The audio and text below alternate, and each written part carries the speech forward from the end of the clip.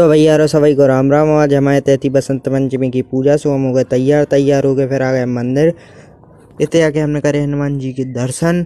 फिर निकल गए भोले बाबा के पास, भोले बाबा के दर्शन करे विकलाने। और भैया रो देखो कि तो अच्छे सिंगार करो तो पंडित जी ने भोले बाबा को तुम्हारे भी दर्शन कर लूँ के बाद हम आ गए अपने घर पे। सोते पे भी होने लगी फिर पूजा की तैयारी। फिर हो गई भैया रो पूजा चालू। सो हम भी बैठ गए फिर पूजा में। फिर दे पंडित जी ने हमें फूल सो हमने चढ़ाए फिर भगवान जी के ऊपर फूल। फिर उसके बाद पंडित जी सुनाने लगे बसंत पंचमी की कथा। फिर होने लगू के बाद हवन। सो भैया रो हमें भी करने तो हवन। सो फिर हम भी बैठ गए हवन में। फिर उसके बाद होने लगू हवन।